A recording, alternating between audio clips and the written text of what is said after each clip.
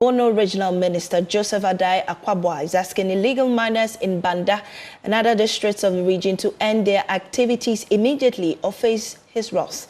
Some farmlands and river bodies in the region have been destroyed by activities of illegal miners, a situation residents have described as worrying. After a tour, some Galamsey ravaged communities in the areas. The minister warned landowners and promised stringent measures to fight the silent menace in the region. Precious Semavo has more. Illegal mining continues to spread beyond the hotspot regions. At Banda and Wenchi in the Bono region, the unimaginable destruction of cashew farms, forests and rivers, especially the Tyne River, with devastating consequences got worse nearly 5 years ago. There are increasing reports of cashew farmers allegedly selling their farmlands to Galamseyers. During the Bono Regional Security Council tour of some sites, most of the illegal miners who took to their heels are alleged to have moved from southern Ghana to Branham, Surubokro, operator a suburb of Banda Boase, among others with heavy-duty machines to mine. Due to the dry season and blocked milky rivers, boreholes are dug in the heart of the dry forest to aid the mining activities. Bono Regional Minister Joseph Adai Akwabwa expressed shock at the level of destruction. They have almost destroyed the Tyne River. When we go to the bridge, you saw the kind of destruction that has been done under the Tyne Bridge. We saw people doing illegal mining inside cashew farms, and you see they are doing it on a quiet.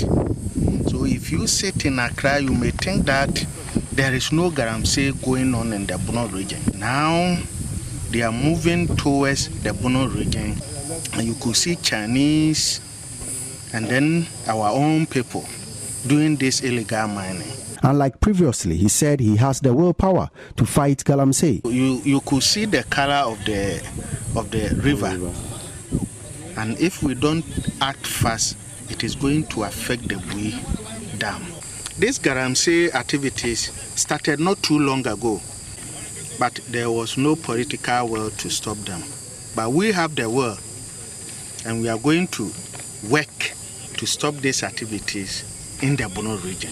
Mr. Kwabwa assured of stringent measures to halt the degradation. So I am telling the Chinese and our own people that so far as I remain in office as the Bono Regional Minister, I am going to combat this illegal mining. I'm not going to allow them to work in this region. We know where they are and we are coming after them. And those chiefs who have given lands to illegal miners, I am sounding this warning to all these chiefs that when you are arrested, I will make sure that you are prosecuted to the end. As a citizen once said, leadership failure ensures the continuous operation of Galamsey activities.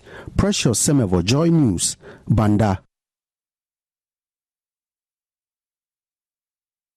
Well, my colleague Precious Semevo joins us on the line right now. Precious, has there been any change in the situation there following the minister's warning?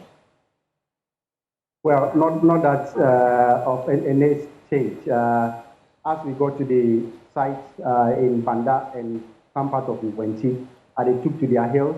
But just as we drove off, they returned to site to continue their illegal business.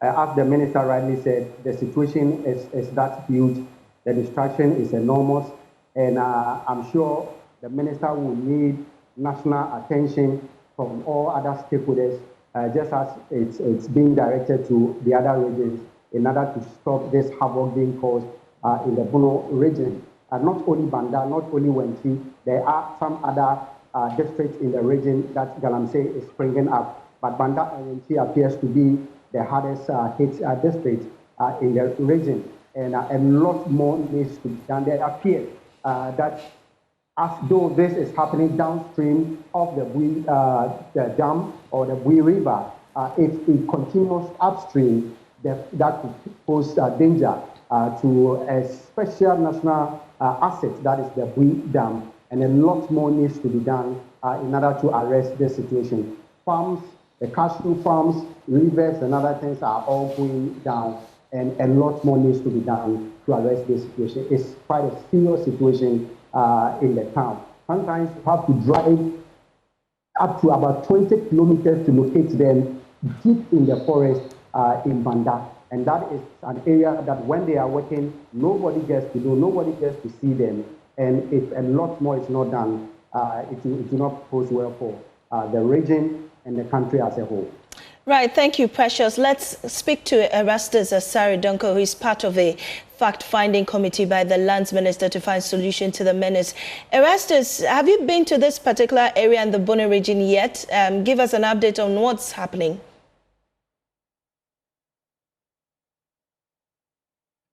Well, I think I've not been to the Banda area. This is the first time I'm hearing that Galamsey is going on within that particular community. Okay. Initially, I thought the Bono area is free from Galamsey. Unfortunately, so it's not. This is something that I'm hearing. Yeah, it's not. Yeah. But what's been the latest from your fact-finding mission with the minister? What's going on? Well, so I must say that the team has concluded its fact-finding mission to the Western and Central regions, and they will be briefing the minister. I learned he has traveled, but they will be briefing the minister this week also, and a decision will be taken on enforcement drive going forward. And other areas I know will be visited as well. So it's an ongoing thing, but the Central and Western region has been covered, and they are yet to present their report. What did you see? I mean, we've heard stories from you of these illegal miners, even at some point threatening and attacking your members on this fact-finding mission. Tell us more about what you've been finding. Well, so we've seen quite a lot, and to me, it is disturbing. People digging almost everywhere. We've been to Japa, Wasa Japa, and there the illegal miners boldly told the team that what they are doing there is illegal. In fact, we have them on camera. In due time, we'll be able to file those reports. But they were bold enough to say that, yes, what we are doing here is totally illegal. They say that they've been trying to get licenses. They've not been successful. So from the previous administration, they've been working within the town itself, excavating beneath buildings and all that. And we have been to Dunkwa, for instance, where they are mining very close to the main Dunkwa Northern Bridge. The town itself has seen huge excavations and others.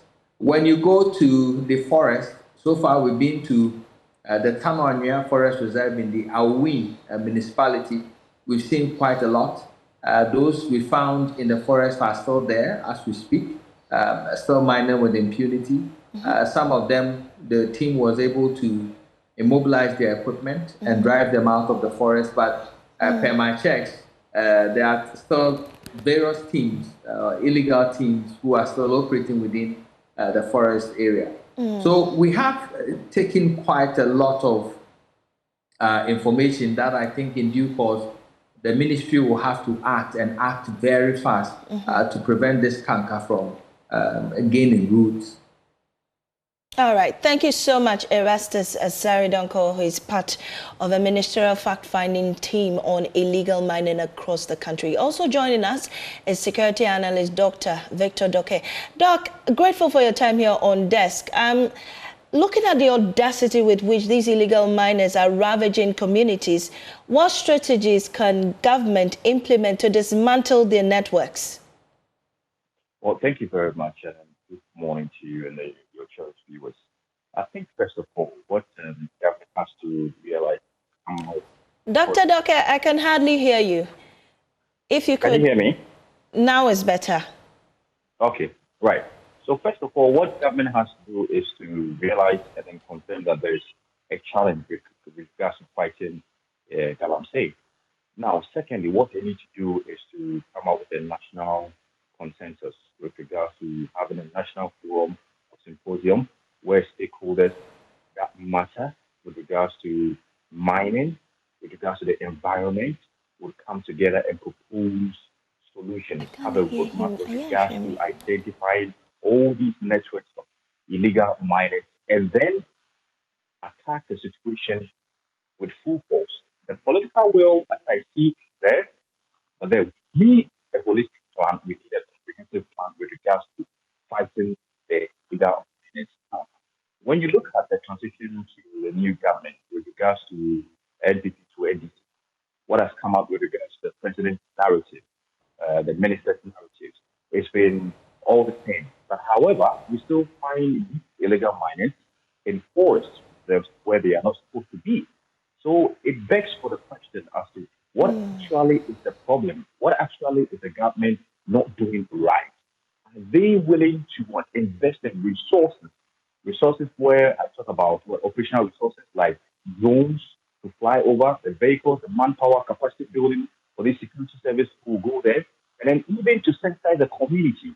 Because then you have these people from the community themselves going into these forest reserves and then mining. When you sensitize the community themselves, right, then you would have some people who would even volunteer information with regards to those who are perpetrating these illegalities. Now, until we do that, we will still see the same problem recurring. And the real conflict has not started. This is the conflict itself, but the real conflict has not started. The real conflict will start when there is no more land, arable land to farm, when there's no potable drinking water. And when it gets to that stage, then you will realize that we are heading towards a national crisis. When we talked about declaring a national emergency with regards to this menace, we didn't mean shut down the whole system with regards to small-scale mining. Now, this is an illegality. You could have a national emergency declared and then tackle this particular issue with full force and then revolt. And then it will send warning to those who are rethinking of what going into this illegality again. Right, we're grateful for your time, Dr. Victor Dakwe, who is a security analyst, been explaining more on the illegal mining menace that is ravaging communities in various regions.